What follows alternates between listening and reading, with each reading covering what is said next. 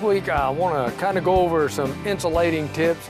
Best time apparently to do insulation is in the winter when it's a little bit cooler. It's a hot job because whatever area you're working in is usually hot and stuffy, but for me, I find the best time for me to do something is when I have time to do it.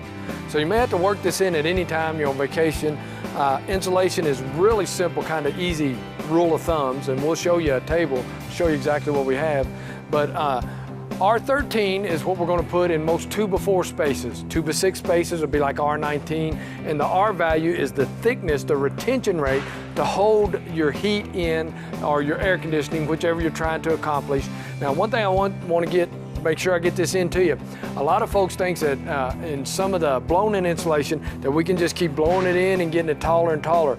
Not all of it's rated. You want to make sure on your package that it'll say like R6 to R28. Those can be stacked up, but the others are going to compress, and as it compresses, you're going to lose your R factor. So if we take a R19, which is rated for a 2x6, and we push it into a 2x4 wall, you've taken your R19 rating down lower because you've compressed all the insulating value. So we want to make sure that we get this correct when we do this. You can get it in batch that's cut for a wall, or you can get a continuous roll, and the only thing you'll need, you need a mask to keep the insulation from getting in your nose and in your lungs, some eye protection. You want to use your eye protection so the fiberglass don't get in your eyes, a simple utility knife to cut the lengths that you need, and again, you just roll it out, cut the lengths you need, just kind of let the friction of the insulation hold it in between the studs.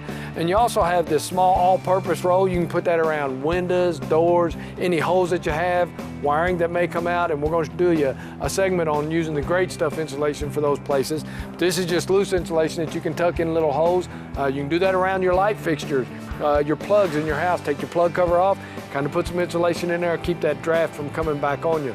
So in this is a simplistic way. I believe LG&E's last rating was that we lose 30 to 50% of our energy through open spaces within our house. And like I said, we'll cover that on another one, but you want to get your insulation in on your floor, you want to get the insulation in on your ceiling and in your walls.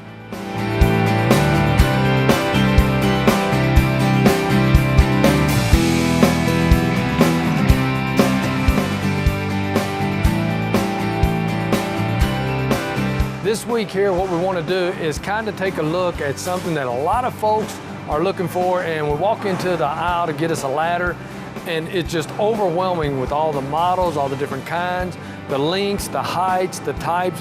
We go from type 1A to type 1 to type 2 to type 3. They got weight ratings on them, and you see all that. It's a little bit overwhelming, and you really don't know what to get. Why not have just one 8-foot ladder, one 10-foot ladder, one 12-foot ladder? Well, there's specific reasons, and we want to go over that with you a little bit.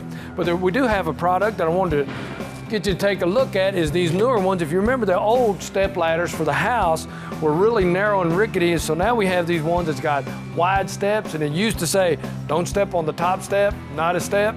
Well, they're heavy duty. You're able to go up and down them a lot more stable and a lot better for homeowners. Folks, your average person, 5 foot, 6 inches. This is going to give you a reach of about 7 foot. The way that you want to measure your ladder is what your maximum reach is. You're going to be about a foot or two over that to what the ladder is. So when we're on a 6-foot ladder, we're going to reach 8 foot. When we're on an 8-foot ladder, we're going to reach 10. Now, as we go into the ladders, if you look here, what we have is we've got an aluminum and a fiberglass. If you see, both of those are the 250-pound Type 1 heavy-duty rating. That's just a choice of whether you want aluminum or fiberglass. Personally, I like fiberglass. If it ever touches anything electric, it's not going to send the electricity through. But then we have this one here, which is an A1, and the rating is 300 pounds. Now, you may look at your step ladder and say, well, I weigh less than 250.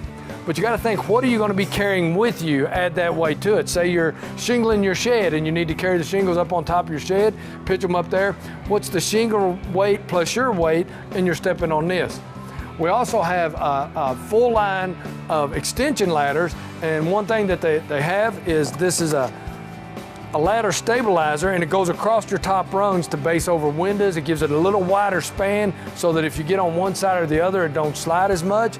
They also have I call them feet, they call them covers, goes over the end of it, so when you lean it on your house, if you've got siding instead of brick, it's not going to scratch it up. So you be sure you pick these up whenever you get your ladder. That way you won't be scratching up your siding, and it'll make you a little more stable when you're doing your work. And one that we're going to show you is this one right here in just a little bit. It's got the legs that adjust, as we see right here. If you're on a hill or on stairs, working inside, changing light bulbs, you just pull that leg up, you get it stabilized, get your ladder level, and if you can see in the picture here, that you can adjust any kind of grade that you have. So that's what you want to look for when you're trying to get your ladder and know what you're looking for.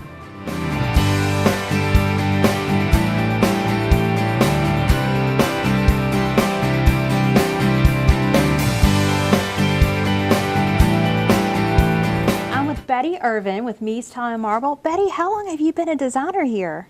18 years tomorrow. So that says a lot about Mies Tile and Marble that you've been here so long. Yes, it's a family business, and there's a lot to be said about family businesses. Well, so being here so long as a designer, you've seen a lot of things come and go. What's popular this year? One thing that's really popular are the wood looks porcelains.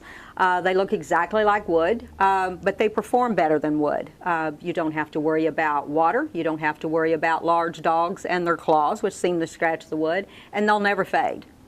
And one of the other popular items that you were telling me about is the ceramic. Yes, this arabesque design here is very popular. It's showing up in natural stone. It's showing up in ceramic.